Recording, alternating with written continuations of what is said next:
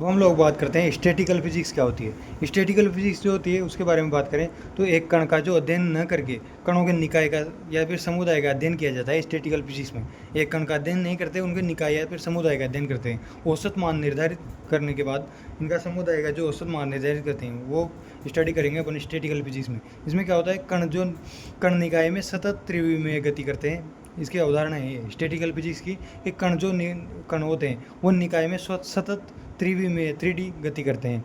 Second अवधारणा है कि कणों की संख्या n का मान नियत होता है एंड ऊर्जा का मान नियत होता है। और कण जो होते हैं वो प्रत्यास्थ और गोले में होते हैं, प्रत्यास्थ सम होते हैं और गोले के रूप में होते हैं कण। इस तरह से ये अवधारणा है कि कण की संख्या का मान नियत होता है और ऊर्जा का मान भी नियत होता है। इसके बाद स्टैटिकल फिजिक्स की बात करें तो इसमें इसेंबल जो होता है, एनसेंबल यानी एनसेंबल को समुदाय कहते हैं, यानी निकायों का जो समूह होता है वो समुदाय होता है। एनसेंबल कौन कौन से होते हैं, माइक्रोकोनिकल एनसेंबल में क्या होता है, EVN नियत रहता है, यानी कि एनर्जी, वॉल्यूम और कण की संख्या ये नियत रहती है। माइक्रोकोनिकल एनसेंबल समुदाय में EVN तीनों नियत रहते हैं, EV×N नियत रहते हैं। नो इंटरेक्शन नो एक्सचेंज, इसमें माइक्रोकोनिकल में क्या होता है, नो इंटरेक्शन और नो एक्सचेंज, यानी कि कोई इंटरेक्शन नहीं होता और कोई एक्सचेंज नहीं होता। इसके बाद कैनोनिकल, माइक्रो कैनोनिकल में तो ये हो गया EVN नियत रहता है। इसके बाद कैनोनिकल की बात करें तो TVN इसमें नियत रहता है, इसमें EVN नियत रहता है, इसमें TVN नियत रहता है, यानी कि दो के मध्य ऊर्जा एक्सचेंज होगी, यानी कि दो के मध्य ऊर्जा एक्सचेंज हो सकती है क्योंकि TVN नियत है, ऊर्जा है यानी कि एनर्जी नियत नहीं है, तो ऊर्जा एक्सचेंज हो सकती है।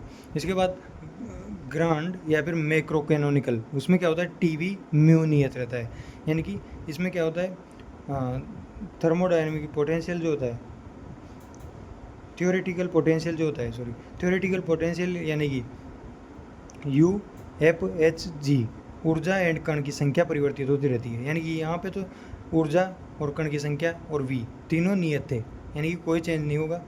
इसके बाद यहाँ पे T आ गया, यानी कि कण तो चेंज नहीं होगा, कण की संख्या, लेकिन ऊर्जा चेंज हो सकती है दो के मध्य।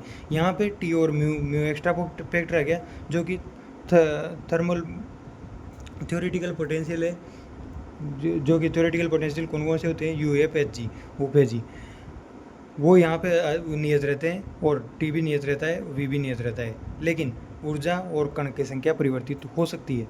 इसके बाद बात करें अपन फेज स्पेस, ये तो अपन एनसेंबल समुदाय की बात होगी। इसके बाद फेज स्पेस की बात करें, फेज स्पेस की क्या होता है, यानी कि कण की स्थिति एवं संवेग को एक साथ मापने हेतु भी कुछ निर्देशों की आवश्यकता होती है, जैसे कि स्थिति XYZ, यानी कि 3 स्थिति इसमें प्राप्त होते हैं। संवेग को PX PY PZ, इसमें भी 3 की जरूरत होती है। इस 6 विमीय स्पेस को कला आकाश कहते हैं। ये जो स्पेस है 6 विमीय, स्थिति और संवेग का जो ये 6 विमीय, 6 विमाओं की 3 तो इसकी 3 इसकी, इसको कला आकाश बोला जाता है। 6 विमीय स्पेस को कला आकाश बोलता है। 6 निर्देशों की आवश्यकता होती है संवेग को एक साथ मापने के लिए, उसको फेज स्पेस बोला जाता है, यानी कि कला आकाश बोलते हैं। पूर्ण रूपेण काल्पनिक होता है, फेज स्पेस पूर्ण रूप से काल्पनिक होता है। यदि कणों की संख्या n तो कुल निर्देशांक 6n हो जाएंगे, यानी कि स्पेस को 6 विमीय आकाश कहते हैं, यानी कि कणों की संख्या n हो जाएगी तो कुल निर्देशांक 6n हो जाएंगे, और स्पेस की संख्या 6 विमीय आकाश कहते हैं। इसके बाद डेंसिटी की बात करें, इस स्पेस के प्रति एकांक आयतन में कणों की संख्या घनत्व, उसको डेंसिटी बोलते हैं, यानी कि इस स्पेस में प्रति एकांक आयतन में कणों की संख्या का जो घनत्व होगा उसको डेंसिटी बोलते हैं। डेंसिटी जो होती है किसी n कण सिस्टम के लिए, density is equal to H³ × n, अर्थात एक कण हेतु आयतन जो होता है H³ होता है, द्विकण हेतु आयतन H⁶ होता है, यानी कि एक कण के लिए H³ × n हो जाएगी और 2 कण के लिए H⁶ × n हो जाएगी।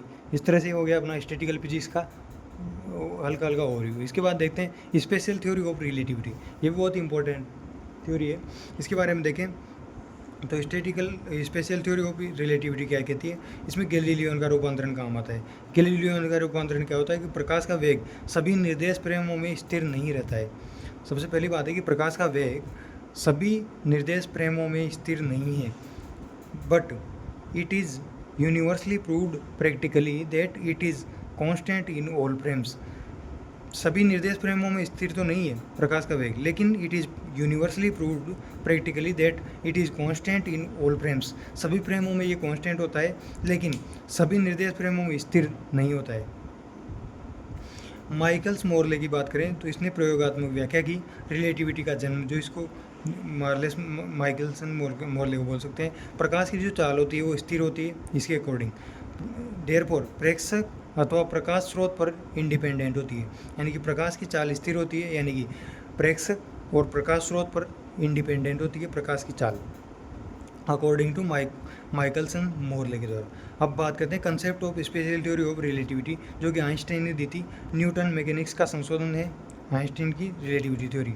इसके पोस्टुलेट कौन कौन से हैं उनकी बात करेंगे। जड़त्वीय निर्देश फ्रेमों में स्थिर वेगों के गतिमान, स्थिर वेग में गतिमान, यानी कि जड़त्वीय जो निर्देश फ्रेम होते हैं, इनर्शियल रेफरेंस फ्रेम जो होते हैं उनके स्थिर वेगों में गतिमान होते हैं। फिजिक्स के सभी नियम लागू होते हैं एक ही रूप में, यानी कि जड़त्वीय निर्देश फ्रेमों में फिजिक्स के सभी रूल लागू होते हैं।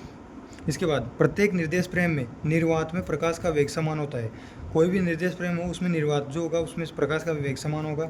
स्थिर या जड़त्वीय फ्रेम के सापेक्ष नियत वेग से गतिमान फ्रेम भी जड़त्वीय फ्रेम ही कहलाएगा, यानी कि इसका भी A0 होगा, इसका भी A0 होगा, यानी कि स्थिर या जड़त्वीय फ्रेम के सापेक्ष नियत वेग से गतिमान फ्रेम जो होगा वो भी जड़त्वीय फ्रेम कहलाएगा, यानी शून्य त्वरित निर्देश फ्रेम इसको बोला जाता है।